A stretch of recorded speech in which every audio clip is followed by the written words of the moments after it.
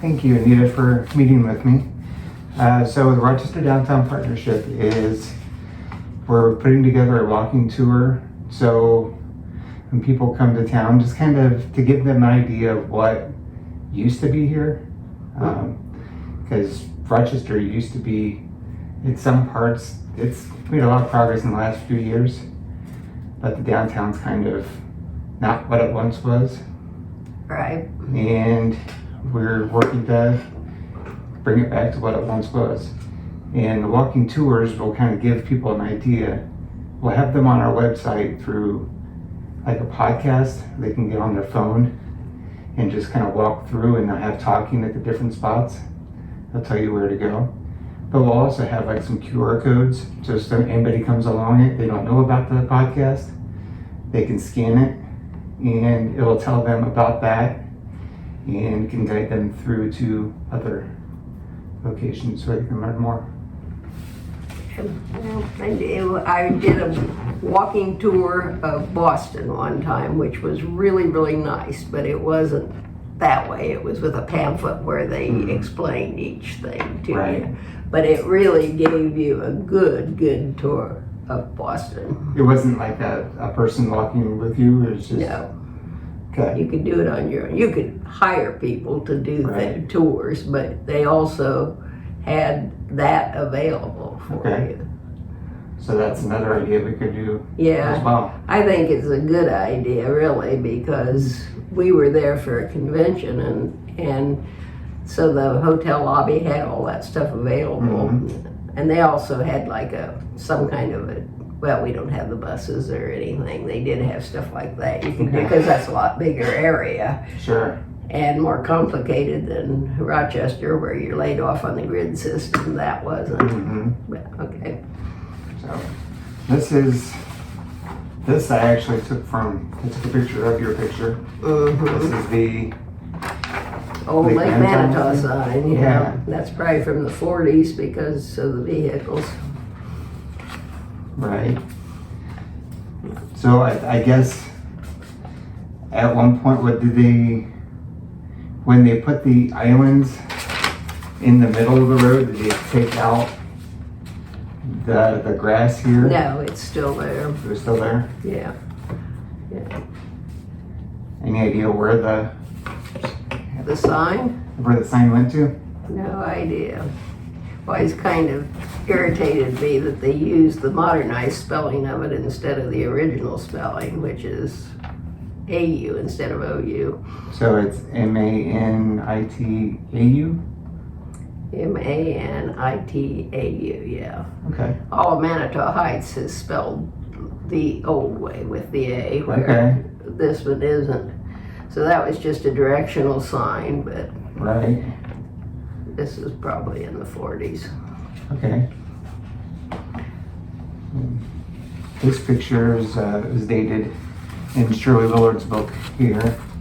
I've got this one up front too. Okay. I've got the newspaper front with it on, which I remember when that happened. That was a spectacular fire. It took down the whole block, or did it take down the... Well, so probably did, because the Arlington was on the corner where Giretti's is now, and then it extended. The hotel was big. It had a big waiting room. In later years, that area that was their lobby became also the bus stop, so the bus always stopped and picked up. That's where you got on the bus.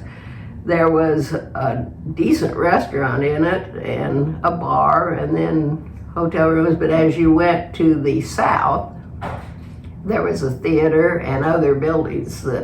So all of Giretti's is the new thing, because the Wild store was our big department store, which used to be right over here. And then it went into the part that it ended up burning at one time. It moved down here. And then there were there was a good group of city fathers at that time that pledged to get another department store in for us, and they did. But they built the building and then leased it out, and I can't remember the progression of it. I think the last one that was in there was called Stage. Okay. But so when yeah, it took a lot of stuff when these buildings, because they all have common walls. So when the fire goes, it's tough. Mm-hmm. Yeah. So Stage, I remember Spurgeon's. Oh yes, that's right. Spurgeon's and Stage. I don't remember which one was which, but I think Stage was the last one. Yeah. Because when they rebuilt that area, there was a men and boys nice clothing store on the corner that Ed Wilson had, and then Dave Dameron bought it from him, I think. Anyway, it was a nice store up there, and that's where Giretti's is now. And then it came on, so I'm kind of thinking, I could be wrong in that. I think there might have been another fire there, because when the Wiles store was there, and possibly Spurgeon's as well, like all the dry goods was on the basement floor. There was a big wide stairway that you would go down, and there they had all the materials and dry goods and all that, and then the main floor was clothes and that kind of stuff. Okay. I wish we had a department store. Right. Yeah. My first job was in the Ace Hardware, where Giretti's is now. Oh yeah, I kind of remember when that was there, because there always was two hardware stores. The Bailey hardware store, which at one time was Black and Bailey's, right, and then the Calvin hardware store, which is in the next block to the north.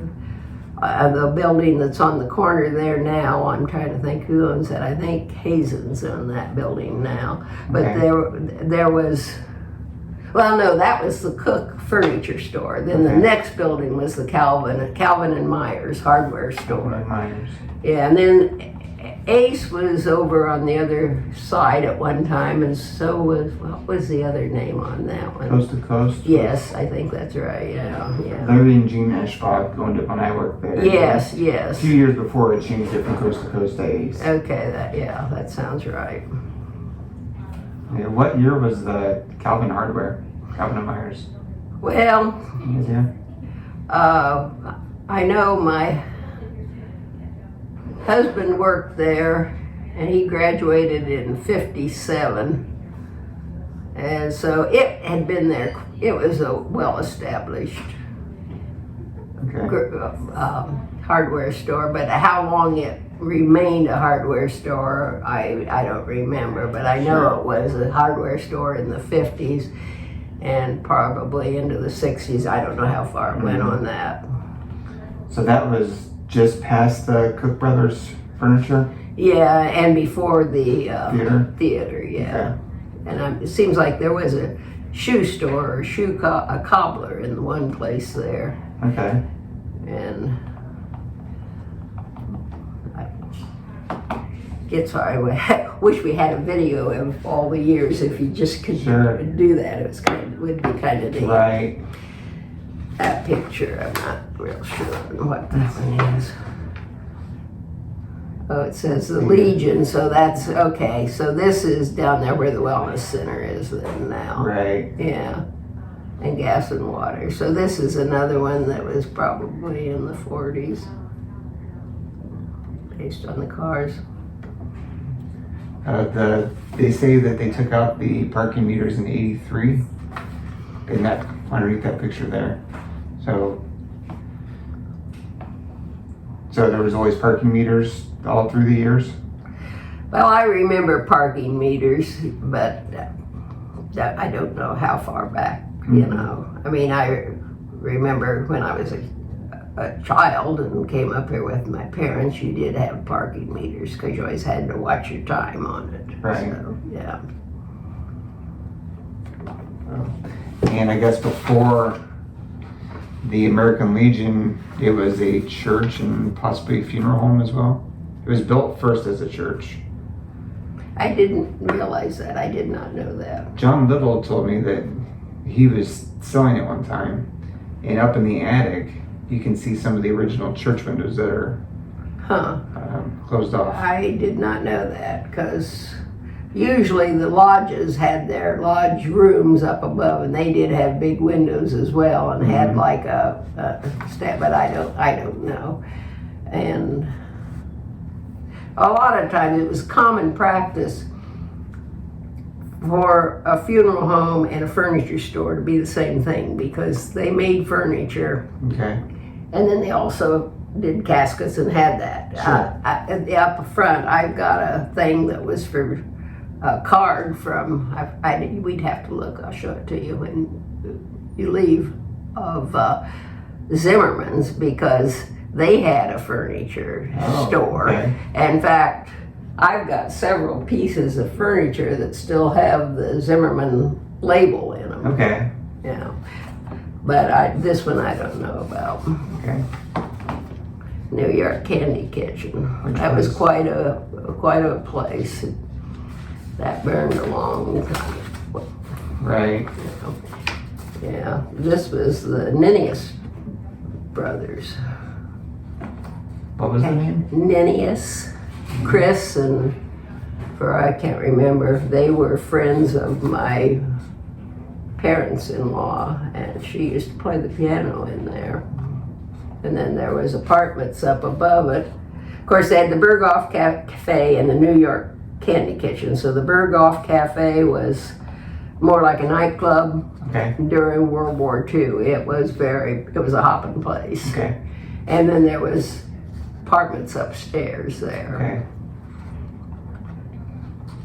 I don't really remember this. I remember when they had the fire, I think, because it seems to be like my parents brought us up here to see the fire. That's Okay. when you're something you Right.